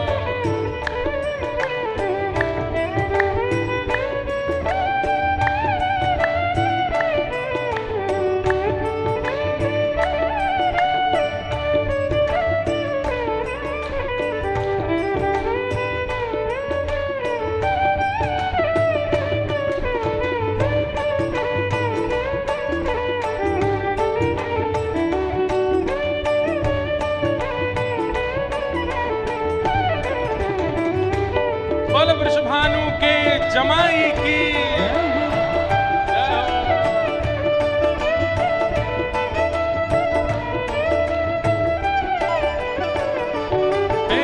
ना भावे मन माखन मिश्री अब न कोई मिठाई।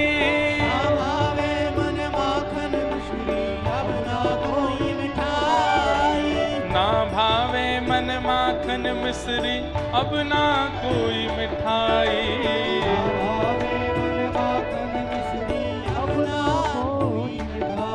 हे मारी जी बढ़िया ने भावे राधा नाम मलाई।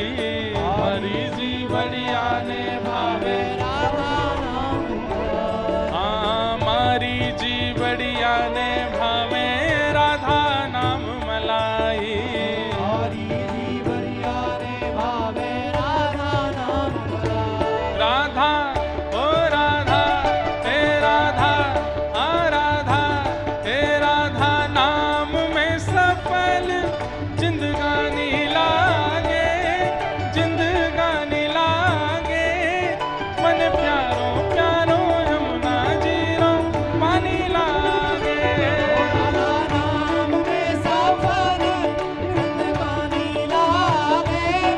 जिंदगानी लागे। 7 दिन में कथा सुनाई, पर यहां मैं जो आपको कथा सुनाऊंगा वो 7 दिन की नहीं सुनाऊंगा।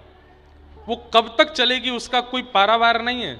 इसलिए दक्षिणा दे दीजिए कि ना मैं वृद्ध हूं ना आप वृद्ध हो, और ये सत्संग चलता रहे, ये कथा चलती रहे।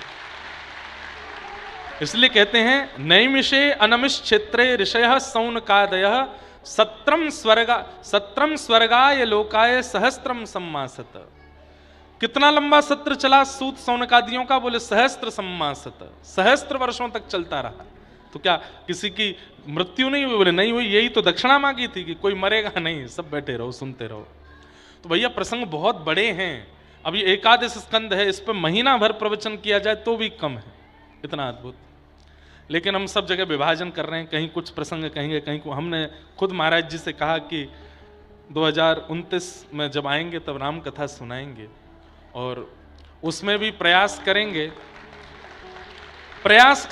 मैं कोई अपने मन से नहीं कह रहा हूं, प्रयास करेंगे कि सुख रामायण जो श्रीमद् भागवत जी में सुखदेव जी ने राम कथा कही है उसको आधार पर लेकर के कहेंगे। महाराज जी बाकी आज्ञा किए 9 दिन में होनी चाहिए। हम महाराज जी बड़ी विडंबना में हैं, क्योंकि लगभग अब कथाएं सब संतों के यहाँ ही हैं, और संतों को हम मना नहीं कर पाते हैं। आपके यहाँ कथा विश्राम करके जाएंगे 7 से कब तक होगी? 12, 7, 8, 9, 10, 11, 12, 13 तक। और 15 तारीख से हमारे पूज्य रामानुज गुरु जी का उत्सव वृंदावन में हर वर्ष होता है। हर वर्ष 15 दिसंबर से नियमित है, 21 दिसंबर तक हम कथा कराते हैं। इसमें पूज्य मलुक पीठ वाले महाराज जी 2 बार कथा कह चुके, 2 बार हमारे पूज्य श्री जगत गुरु रामभद्राचार्य जी महाराज कथा कह चुके, 2 बार पूज्य श्री राघवाचार्य जी महाराज कथा कह चुके, 1 बार श्रीधराचार्य जी महाराज, 1 बार परम पूजनीय श्री गोलोक धाम निवासी श्री राजेश रामायणी जी कथा सुना चुके, 1 बार श्री रामानंदाचार्य जी अयोध्या के, पूज्य श्री श्याम सुंदर पारासर जी महाराज, सबकी कथाएं हुई। गत वर्ष कथा नहीं हो पाई थी क्योंकि विवाह का क्रम घर में लाल जी का भी हुआ, लाल जी के लाल जी का भी हुआ, तो इसलिए फिर उन दिनों में भागवत जी का पाठ हुआ। इस वर्ष कथा क्रम है और 15 से 21 दिसंबर तक अभी निश्चित नहीं हुआ है, इसलिए मैं व्यास जी का नाम तो नहीं बोलूँगा, पर विशिष्टतम महापुरुष की कथा वृंदावन में है। तो हर वर्ष महाराज जी वो कथा का क्रम रहता है, इसलिए तो 7 दिन में ही हम पूरी कर जाएंगे, और पूरी तो कभी होनी नहीं है, लेकिन जितना भाव होगा सुनाएंगे। हमारे पूज्य नंदू भैया जी का भी भाव है, आपकी भी हमको आज्ञा हुई है कि 2028 में जो कुंभ लगने वाला है, सिंहस्थ ही होगा ना, हाँ, सिंहस्थ कुंभ उज्जैन में, वहाँ उज्जैन के कुंभ में श्री नंदू भैया जी के माध्यम से वहाँ भी हम कथा सुनाने के लिए आएंगे। हाँ, खाटू धाम के नाम से शिविर लगेगा। हाँ, 2.5 लाख स्क्वायर फुट में लगेगा। अब वहां तुम बैठे नहीं, लेट के कथा सुन लेना, इतना बड़ा बनेगा। खूब आनंद होगा। वहां पे और भी कथाओं के क्रम होंगे, पर आपकी आज्ञा हुई है तो हम भी कथा सुनाने के लिए श्री महाकाल भगवान की नगरी में आएंगे। और इस वर्ष हमारी खाटू श्याम जी में कथा भी है दिसंबर में, 22 दिसंबर से 28 दिसंबर, 22, 23, 24, 25, हाँ 28 तक, 22 से 28 दिसंबर तक श्री खाटू श्याम जी में कथा भी है इस वर्ष। हमारे प्रेमी हैं, पूज्य पिताजी महाराज के बड़े पुराने प्रेमी हैं श्री देवकीनंदन जोशी जी, उनका भाव है। तो खाटू श्याम जी में भी इस बार कथा है। हमारे ऊपर बड़ी कृपा है श्याम बाबा की। अभी रेवासा में कथा थी पूज्य मलुकपीठ महाराज जी के यहाँ, तो गया था, मैं पहली बार दर्शन करने गया था और इतना आनंद आया, इतना सुख मिला। तो इस बार खाटू श्याम जी में भी कथा है। फिर 28 के कुंभ में नंदू भैया के पावन सानिध्य में, वहाँ पर खूब आप सब लोगों के बीच में खाटू श्याम भगवान के चरित्रों को भी कहेंगे, उनकी लीलाओं को भी सुनाएंगे और कथा कहेंगे। तो 29 में फिर यहाँ पे सुख रामायण की कथा सुनाएंगे। तो ये सब भाव हैं। कथाएं तो हमारी चलती रहने वाली हैं, हम रहें चाहे नहीं रहें, कथाएं होती रहेंगी। लेकिन बस ये भाव लगता है कि जब तक थोड़ी ऊर्जा है शरीर में, भाग दौड़ करके कर लें सब जगह कथा। अब आज यहाँ से कथा करके 2 मिनट के लिए कुछ जाएंगे, यज्ञ नारायण भगवान को प्रणाम करेंगे, भंडारे को प्रणाम करेंगे, श्री हनुमान जी महाराज को प्रणाम करेंगे, कुछ प्रसाद अल्प पा करके चक्र तीर्थ जाएंगे, गोमती स्नान करेंगे, फिर नैमिषारण्य ललिता देवी जी को प्रणाम करेंगे, फिर यहाँ से प्रस्थान करेंगे वृंदावन। और कल से फिर वृंदावन में आनंद होएगा अगले 7 दिन तक होली महोत्सव का। तो ये सब सुख हैं, चलते रहते हैं। वाह। तो आइए कथा को अब विश्राम की ओर ले चलें। भगवान ने ज्ञान उपदेश दिया और उपदेश देने के बाद उद्धव जी महाराज बोले, नाथ आपकी याद आए तो क्या करें हम। ठाकुर जी बोले, जब कभी हमारी स्मृति हो श्रीमद् भागवत जी की कथा सुन लेना जा करके, क्योंकि ये मेरा ही स्वरूप है। तिरोधाय प्रविष्टोयम श्रीमद् भागवतार्णवम। श्री ठाकुर जी लीला पूरी करके अपने दिव्य चैतन्य रूप से वैकुंठ में विराज गए, पर ज्योति रूप से श्रीमद् भागवत में प्रविष्ट हो गए। तो भागवत जी साक्षात श्री कृष्ण ही हैं, उन्हीं का स्वरूप है। इस प्रकार यहाँ कथा कही गई। सब पांडव स्वर्गारोहण को चले गए, राजा परीक्षित को बना गए। परीक्षित जी महाराज आखेट को वन में गए, एक संत अपराध बना जिसके कारण 7 दिन में मरने का श्राप लगा। सुकाचार्य जी की सन्निधि में 7 दिन कथा सुनी। आज 7वां दिन। श्री सुखदेव जी बोले, त्वम तु राजन मरिष्येति पशु बुद्धिम इमाम जहि। तुम मरोगे, ये पशु बुद्धि अपने चित्त से निकालो। हमारी मृत्यु नहीं होती बंधुओं, शरीर की मृत्यु होती। मैं तत्व जो मेरे अंदर है, आपके अंदर है, वो जीवित ही रहता है। बस अगर इस जन्म में कर्म भंडार खत्म नहीं किए तो ये शरीर छोड़ के फिर दूसरे शरीर में जाना पड़ेगा। ज्यादा ही गलत कर्म कर दिए तो 84 लाख योनियों में भटकना पड़ेगा। लेकिन पवित्रतम भाव रख के अपने इस शरीर में से इस जन्म में सब क्रियाएं बहुत पवित्र करते हुए अगर निकले तो इस शरीर छूटेगा और हम परमात्मा में विलीन हो जाएंगे, ठाकुर जी के निज निज धाम में रहेंगे। फिर पृथ्वी पर कब आएंगे पता है? जब ठाकुर जी आएंगे तो उनके संग आएंगे। हम ही मधुमंगल बन के आएंगे, हम ही श्रीदामा बन के आएंगे, हम ही ठाकुर जी की गैया बन के आएंगे, हम ही ठाकुर जी की बछिया बछड़ा बन के आएंगे। मुक्त होने वाले जीवों को ठाकुर जी जब स्वयं पधारते हैं तब अपने परिकर के रूप में लेकर के आते हैं और उन्हीं के साथ पूरी लीला करते हैं। हमें पुनरपि जननम पुनरपि मरणम स्थिति से निकलना है और वो तभी कर पाएंगे जब इस देह को अपना ना मान करके इस देह को माध्यम माने और इस देह से केवल हरि भजन करें, इस देह से हरि सेवा करें, तो इस देह से उस परमात्मा की प्राप्ति संभव है। तो इस प्रकार श्री शुकाचार्य जी महाराज की कथा सुन के परीक्षित जी महाराज 7वें दिन तक्षक सर्प के स्पर्श से भगवत धाम प्रस्थान कर गए। सब कथाएं सुनाई गई, सबको बारंबार प्रणाम करते हैं। भागवत जी के अंतिम 2 श्लोक हैं, सब लोग मेरे साथ 2 बार बड़े प्रेम से उनका उच्चारण करेंगे और उच्चारण करते हुए कथा को यहीं विश्राम देंगे।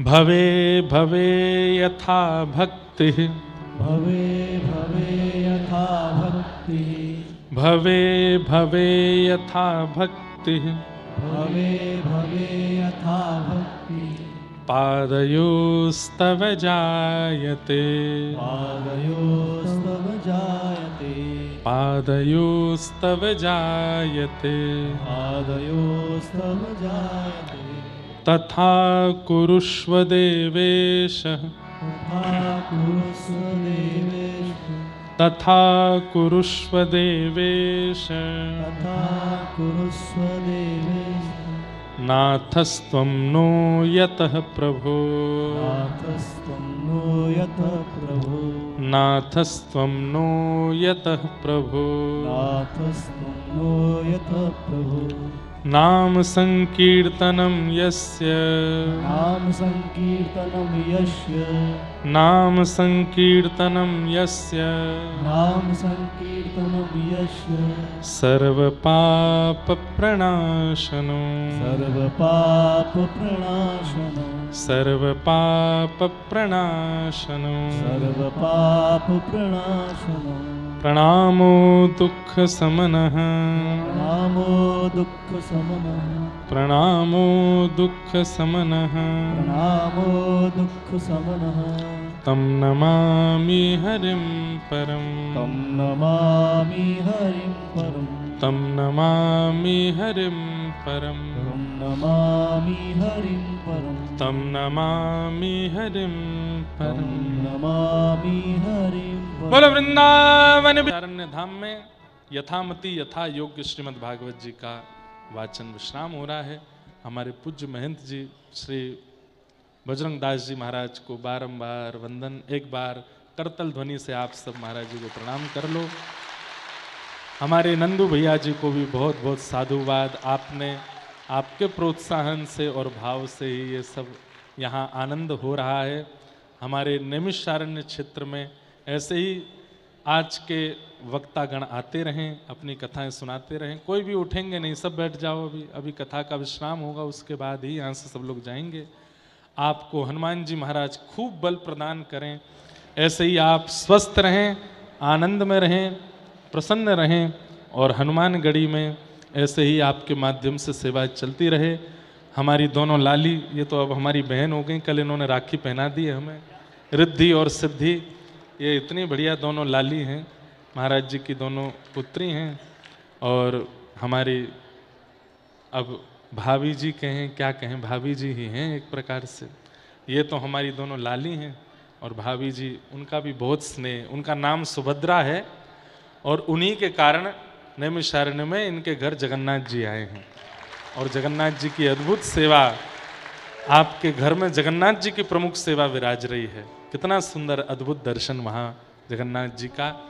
पूरे परिवार को, आपकी बहनें, आपके संपूर्ण परिवार को महाराज जी बहुत बहुत हम वंदन करते हैं। हम ब्रज के हैं, थोड़े से बावड़े से ही हैं। कोई हमसे अपराध बना हो तो आप सब लोग और आप भी पूरा नैमिषारण्य हम सबसे क्षमा प्रार्थी हैं। अपनी वाणी के द्वारा कोई त्रुटि बनी हुई तो आप सब लोग क्षमा करें। बस एक ही प्रार्थना है, आप सब लोग खूब भजन में लग जाओ, खूब सबका मन ठाकुर जी में लगे। अपने कर्म भी करने हैं, भगवत भजन भी करना है और इस संसार में एक भक्ति के अलग जगा करके मृत्यु आवे उससे पहले पहले ठाकुर जी का प्रत्यक्ष अनुभव करना है, दर्शन करना है। ऐसी भावना है। सर्वे भवन्तु सुखिनः, सर्वे सन्तु निरामय, सर्वे भद्राणि पश्यन्तु, माँ कश्चित् दुःख भाग भवे। हरे कृष्ण कृष्ण कृष्ण हरे हरे, हरे राम राम राम हरे हरे। बस इन्हीं भावों के साथ अपनी वाणी को मैं विराम देता हूँ। सबको बारंबार प्रणाम। मैं कोई संकीर्तन गाऊंगा तो आप सब खड़े हो जाओगे, फिर बैठ नहीं पाओगे, इसलिए आरती होनी है। और तब तक क्या नहीं मानोगे? मेरी ये नैया है अब तो तेरे हवाले, मेरी ये नैया है अब तो तेरे हवाले, मेरी ये नैया है अब तो तेरे हवाले, मेरी ये नैया है अब तो तेरे हवाले। ओ तू न संभाले तो हमें कौन संभाले, तू न संभाले तो हमें कौन संभाले। हे जगन्नाथ, जोर से गाओ हमारे साथ। हे जगन्नाथ चक्कानैन, हे जगन्नाथ चक्कानैन, नीलाचल वारे तू न संभाले तो हमें कौन संभाले। ओ हाँ तू न संभाले तो हमें कौन संभाले। ओ हे बलभद्र सुभद्रा संग आप विराजे,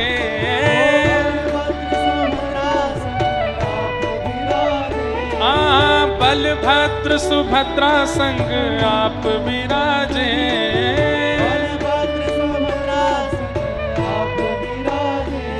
हे मंदिर के शिखर नील चक्र विराजे, हाँ मंदिर के शिखर नील, हाँ मंदिर के शिखर नील चक्र विराजे।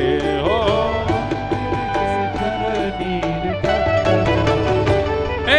जगन्नाथ चक्कानैन, हे जगन्नाथ चक्कानैन, नीलाचल वारे तू न संभाले तो हमें कौन संभाले।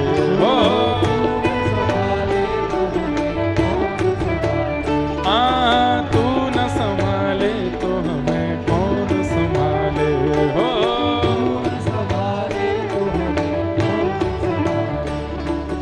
जगन्नाथ स्वामी मेरे नैनों के तारे, जगन्नाथ स्वामी मेरे नैनों के तारे, हाँ जगन्नाथ स्वामी मेरे नैनों के तारे, जगन्नाथ स्वामी मेरे नैनों के तारे। ओ मेरे सब्र काज स्वामी आप संभाले। हो हाँ मेरे सब्र काज स्वामी आप संभाले। हो मेरे प्रभु जगन्नाथ चक्कानैन, जगन्नाथ चक्कानैन, हे जगन्नाथ चक्कानैन, जगन्नाथ चक्कानैन, नीलाचल वारे तू न संभाले तो हमें कौन संभाले। ओ तू न संभाले तो हमें कौन संभाले। जय जय जगन्नाथ, जय जगन्नाथ, मेरे प्रभु जगन्नाथ, जय जगन्नाथ, जय जय जगन्नाथ, जय जगन्नाथ, मेरे प्रभु जगन्नाथ, जय जगन्नाथ, जय जय जगन्नाथ, जय जगन्नाथ, जय जय जगन्नाथ, जय जगन्नाथ,